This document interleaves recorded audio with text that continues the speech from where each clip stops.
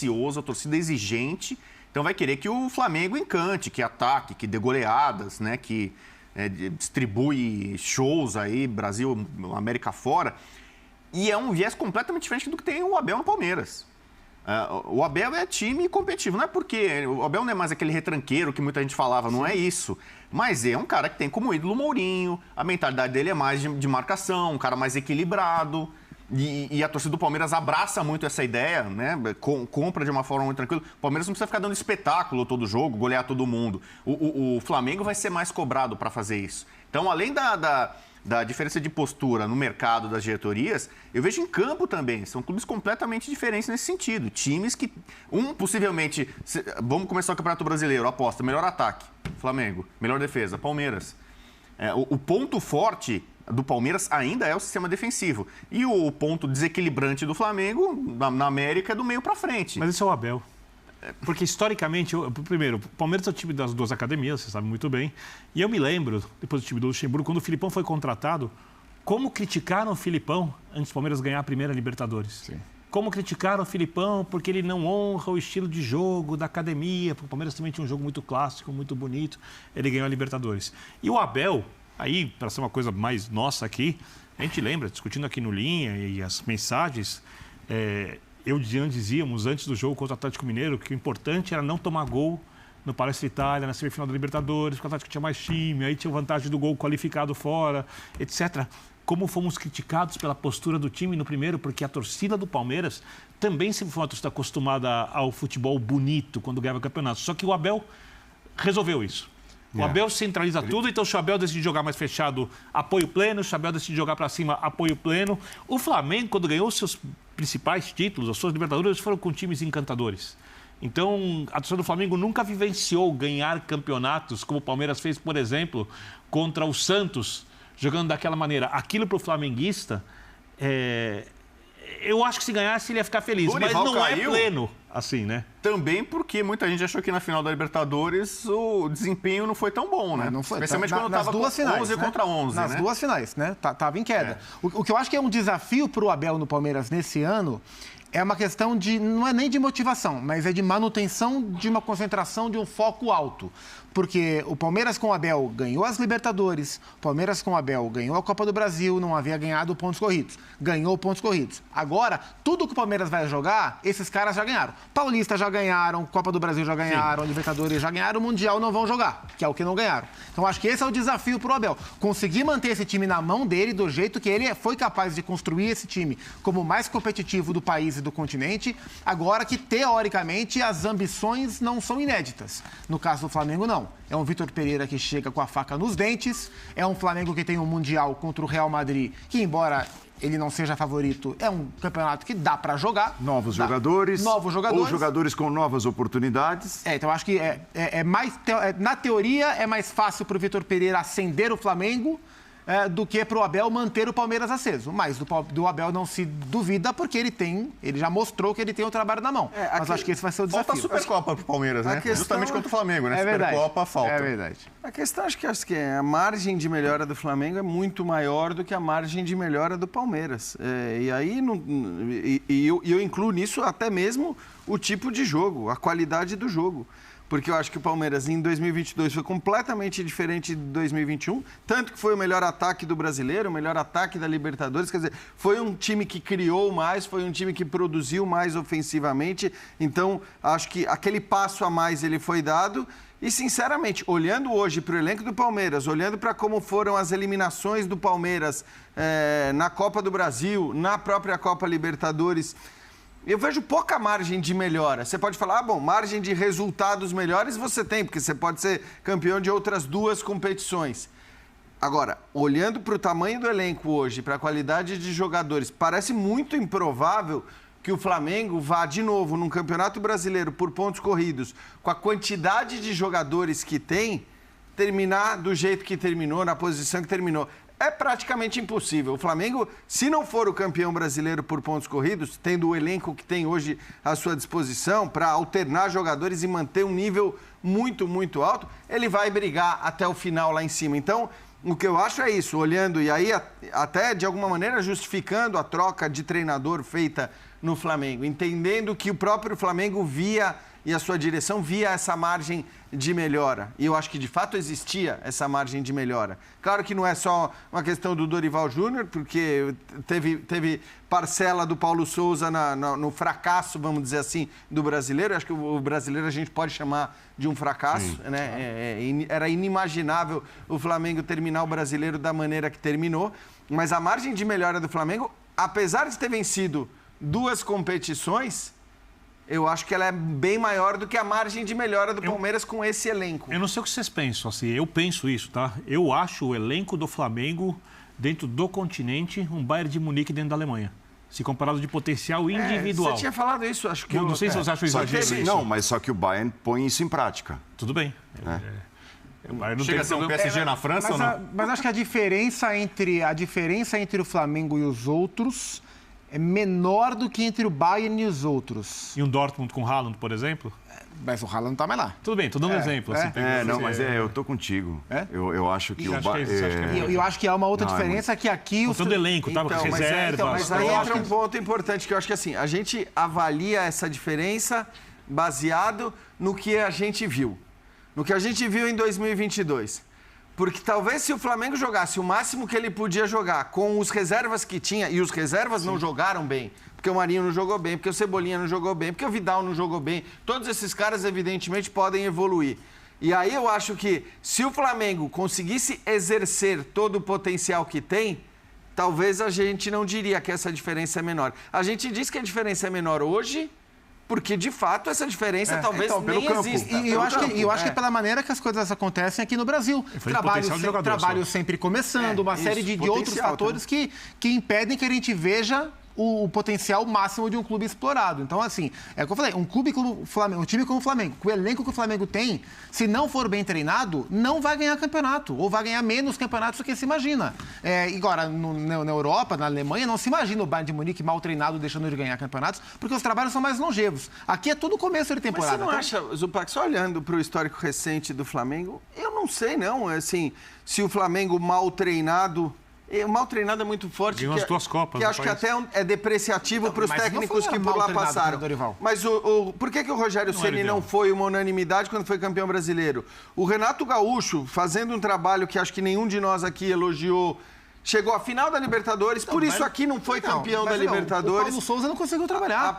O O Abel Braga, o Domi, o Rogério ganhou o Campeonato Brasileiro perdendo, ganhou porque caiu no colo, porque o São Paulo definhou, o Inter não conseguiu ganhar. Mas você não acha que... Não, é que aí... Um trabalho como você não tem elencos desse tamanho. O que eu quero dizer é que, assim... Os outros não podem errar. O elenco do Flamengo lhe basta para...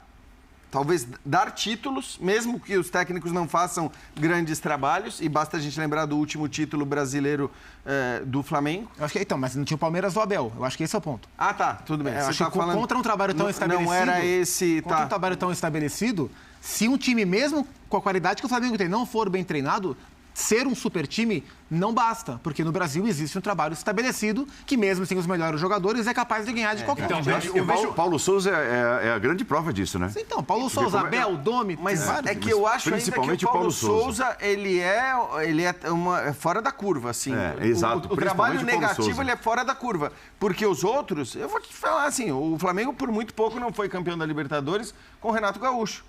E a gente, acho que dizia semana que o Rogério foi embora nos pênaltis. A diferença era enorme ali de trabalho dos treinadores. E ali já era o Palmeiras do Abel. Mas era o Palmeiras tecnicamente inferior e que ganhou no banco. Ganhou na figura do seu treinador. Nessa linha da comparação com o Bayern, eu acho que o Flamengo é o único time, eu acho que é o único, de verdade, que entra para ganhar todos os títulos. O Palmeiras, eu acho que não faz isso.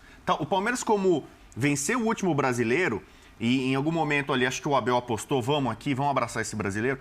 E o Flamengo, o processo contrário. Como começou mal, teve aquela decisão, para mim, equivocada, e para muito flamenguista equivocada, do Dorival de botar time reserva contra o Palmeiras. Ali ele praticamente abriu mão. O Campeonato Brasileiro esquece, vamos focar nas Copas. O Flamengo vai entrar para ganhar tudo. O Palmeiras, eu acho que ele vai caminhar, vai tentar ganhar, mas, se não der para ganhar o Paulista, ganhamos o ano passado e tal... tem problema nenhum. Se não for campeão brasileiro, olha, tá difícil, não começou tão bem e tal, vamos focar nas Copas e tal. Eu acho que o Palmeiras vai tatear melhor as competições e escolher o caminho que vai seguir. O Palmeiras acho que tem que fazer escolhas, né, Bubu? Talvez vá ter que fazer escolhas com o elenco que tem e o Flamengo não precisa fazer escolhas. E tem uma coisa engraçada, voltando na parte do mercado. O Flamengo, ali por 2019, quando começou a montar esse super elenco, ele surfou muito na venda de 3 jogadores. Que renderam para ele aproximadamente 300 milhões de reais. Que é o Paquetá, Renier e o Vinícius Júnior. Então você pega o balanço do Flamengo, quando ele bateu pela primeira vez no Clube Brasileiro 1 bilhão de faturamento, muito estava turbinado por essas 3 vendas. Vai dar uns 300 milhões de reais. O Palmeiras vendeu um garoto por 400 milhões de reais. Né? Então, causa uma espécie minha, assim, uma estranheza. Como o Palmeiras tem um concorrente tão forte e como confia tanto no seu treinador, tem razão para isso, mas tem uma hora que não vai dar. A competição vai ficar desigual. Vai virar a Bayern de Munique e o Palmeiras o Dortmund ali e tal, o Leipzig tentando alguma coisa. Né? Então, eu não sei, o Palmeiras é um dos clubes grandes do Brasil com dívida não pequena, né? Mas menor, tem uma dívida com a Crefisa, que é a patrocinadora, e aí cai na conta do Palmeiras 400 milhões, uma boa parte vai entrar agora, não é tudo, né? Vão entrando esses milhões em 4 anos, mais ou menos. Então, né? É um clube que não tem dívida, tá tudo em dia. Né? Tem a dívida com a patrocinadora, né?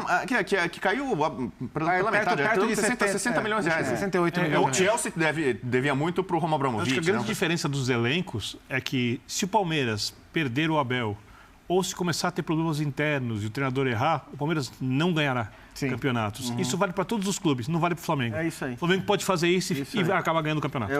Porque a diferença do elenco é muito grande. Concordo muito com o Bino. E acho que o Palmeiras talvez vá também usar esse período de campeonato estadual para entender o quanto... Porque o Abel está apostando na base, é verdade. E não é só no Endrick. Está apostando muito no Giovani, tem outros jogadores que podem ser utilizados. O estadual é para isso mesmo. E o estadual ele tem que ser para isso. Então, eu não sei exatamente... O Palmeiras não parece disposto. E a gente recebeu no Sport Center o Cícero Souza, gerente de futebol do Palmeiras, semanas antes de acabar a temporada, e ele já anunciava que seria assim. Ele falou, não vai ter contratação praticamente. Se vier contratação, vai ser 1 nome, 2 no máximo, coisas muito pontuais, mas não vai ter contratação. Renovou Dudu, renovou Gustavo Gomes, que foram 2... Já tinha vendido o Endrick. Belas vitórias, né? Não tinha vendido o Endrick.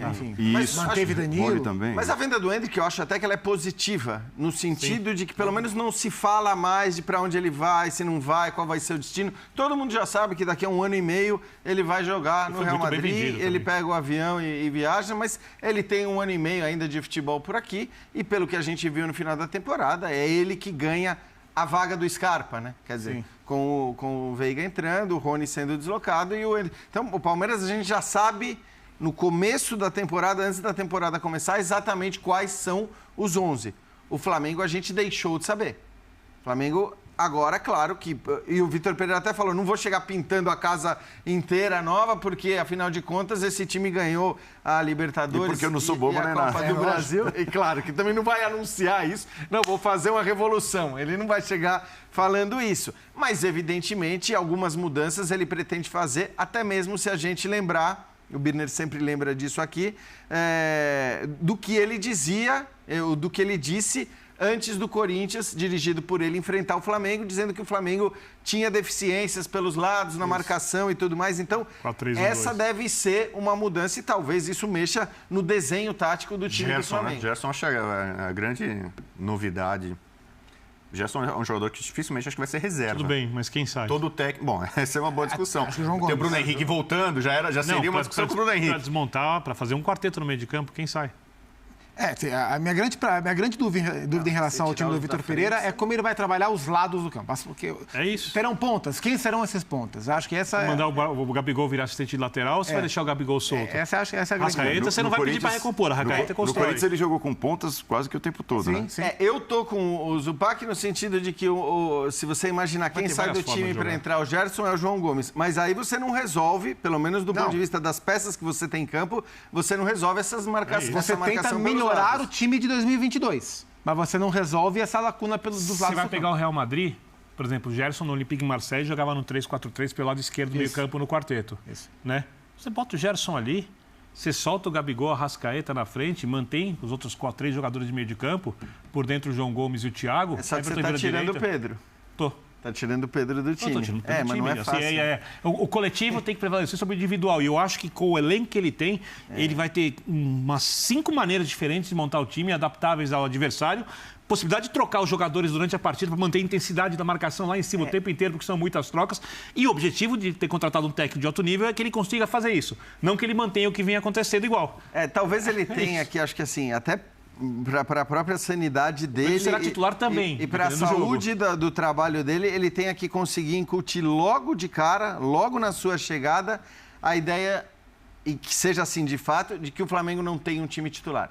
De que o Flamengo não tem os 11. Isso. De que o Flamengo vai mudar a cada jogo de acordo com o adversário. E foi muito o que ele fez no Corinthians, né? Por questões diferentes, por questões físicas, então, para manter intensidade. No caso do Flamengo, é porque ele tem opções para mexer no time mesmo. Era o que eu ia dizer. E incutir no elenco que isso é algo natural e normal. É isso. Porque até no Corinthians, com o elenco bem mais enxuto, nem todos recebiam bem o tempo todo isso. Só tem uma maneira disso ser bem aceito pelos jogadores. Os preteridos foram os maiores, e aí, partindo desse pressuposto que ele tinha a ideia de que o time precisava ter intensidade, precisava ter uma condição física que os maiores jogadores do Corinthians, não os melhores necessariamente, mas naquele momento os maiores, não tinham condições de entregar. Então, se ele fosse montar aquele time dos sonhos que o torcedor montava no começo da temporada, ele não ia ter nada daquilo que ele imaginava como o time ideal do Corinthians.